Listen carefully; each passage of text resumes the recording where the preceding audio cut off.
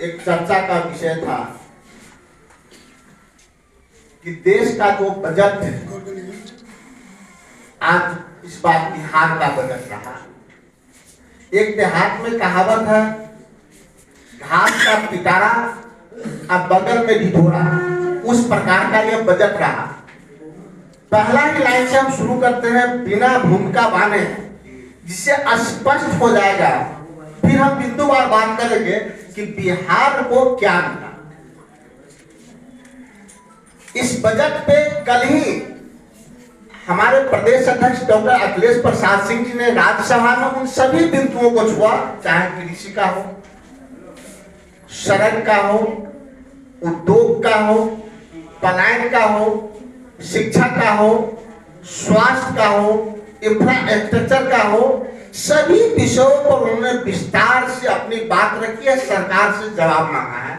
लेकिन मुझे लगता है कि सरकार जवाब नहीं देगा। कुछ बिंदुओं पे हम लोग आज आपसे बात कर रहे हैं, कुछ बिंदु पे हम बात करेंगे, कुछ बिंदु पर आदरणीय आनंद माधव जी बात करेंगे, लेकिन बिंदुवार हम लोग आगे भी बात करेंगे। एक लाइन में मैं कहूं तो पिछली बार बजट जो बिहार के लिए आवंटित था 2024-25 में, वो बजट था 58,900 करोड़ रुपया, और इस बार कितना बढ़ाया गया है जिसका अंदाज आपको नहीं होगा कि 2025-26 में इसको बढ़ाकर चुनावी साल है तब 59,000 करोड़ रुपया गया है। यानी कि मात्र 100 करोड़ रुपया का आवंटन अतिरिक्त किया गया है, मात्र 100 करोड़ रुपया। लेकिन बिहार की चर्चा सदन में बार बार करी गई। 100 करोड़ कब? तब जबकि बिहार में 11 लंबित रेल परियोजना है, और उस रेल परियोजना के लिए भी उसी में से 1100 करोड़ रुपया दिया गया है। यानी कि पिछले बार तो हजार रुपया देकर उसको जीवित रखा गया था, इस 59,000 करोड़ में से 1100 करोड़ रुपया रेलवे को देकर और बजट घटा दिया गया।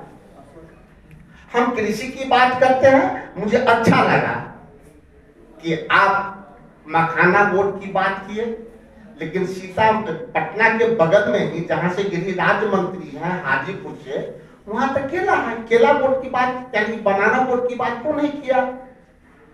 आप मुजफ्फरपुर में चले जाएंगे तो लीची प्रोसेसिंग योजना तो है, काम चल रहा है, लेकिन आप लीची बोर्ड की बात क्यों नहीं किए? क्योंकि इसमें इनको वोट दिखाई नहीं देता है। अगर मखाना से 25,000 किसानों का लाभ होता है तो मैं मानता हूं कि अगर बनाना बोर्ड बने और लीची बोर्ड बने तो कम से कम 10 लाख किसान इससे लाभान्वित होंगे।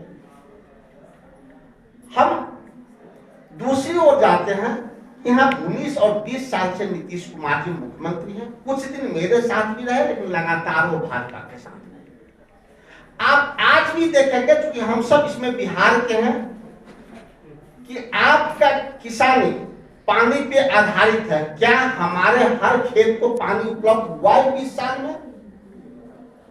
हम 90 की बात करते हैं, हम 95 तक की बात करते हैं, हम 2005 तक की भी बात करेंगे। 2005 में जो स्टेट ट्यूबवेल, जो सरकारी नलकूप से पानी खेतों में जाता था, वो नीतीश कार्यकाल में बंद हो गया। तो जब खेतों में पानी सीधे नहीं जाएगा तो हमारा लागत बढ़ेगा और आमदनी घटेगी। तो इसके लिए सरकार के पास कोई रोड मैप नहीं है कि किसानों को मुफ्त और सस्ती पानी और बिजली हम कैसे दें।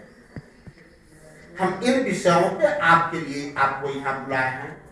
किसानों पे जो लोन है, यहाँ बिहार में भी किसान और महाराष्ट्र की तरह आत्महत्या करने लगे हैं, उनको ऋण मुक्त करने के लिए हम क्या योजना लाए हैं? कोई योजना नहीं है।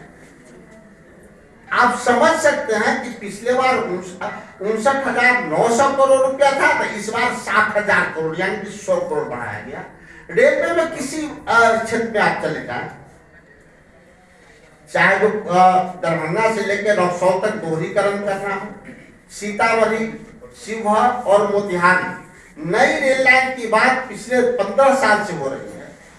15 साल पहले उसका सर्वे हुआ था, लेकिन आज तक उस पर कोई राशि आवंटित नहीं की गई थी। तो सरकार का ये बजट सिर्फ ढिढोरा है, और ढिढोरा इसलिए कि जिस प्रकार से आदरणीय नरेंद्र मोदी जी ने 2015 में आरा के मैदान में बिहार की बोली 125 करोड़ रुपया लगाया था, 1.25 लाख करोड़ रुपया, और उसके बाद नीतीश कुमार जी हर एक दिन अखबार के विज्ञापन से, यानी कि सरकारी विज्ञापन से बताते थे कि नहीं, नरेंद्र मोदी जी झूठ बोलते हैं, मात्र 17,000 करोड़ रुपया वो दिए हैं, बाकी उतना पूरा नहीं। मैं उसी प्रकार से कह रहा हूं कि इस बार जो बिहार को आवंटित राशि 60,000 करोड़ रुपया है, उसके बारे में भी सरकार विज्ञापन के माध्यम से बताएगी। सरकार यानी कि भारत सरकार बिहार को बजट में ठगा है। भले ही नीतीश कुमार नहीं बता पाए, लेकिन जब नीतीश कुमार की सरकार जाएगी, अगली बार हमारी सरकार आएगी, तो जरूर हम इसको विषयवार और विभागवार हम बताएंगे आपको कि इस बार भी बिहार को पूर्ण रूप से ठगा गया है। और इस पे भारतीय जनता पार्टी के नेताओं को आगे जवाब देना चाहिए कि क्या 2024, 25 और 25-26 में 100 करोड़ रुपया बढ़ाकर क्या बिहार की वो बेइज्जती किए हैं या अपमानित किए हैं। हमारी आबादी बढ़ रही है, हमारा वोटर बढ़ रहा है। लोकसभा और विधानसभा के चुनाव में आपने महाराष्ट्र में देखा कि 70 लाख वोटर बढ़ गया। अब रुपया कितना बढ़ रहा है, तो 100 करोड़ रुपया मात्र। इन्हीं विषयों पे आपको हम आमंत्रित किए थे। कई विषयों पर हमारे साथी आनंद माधव जी बात करेंगे, लेकिन बाकी बजट के विषय पर हम बाद में आगे भी बात करेंगे।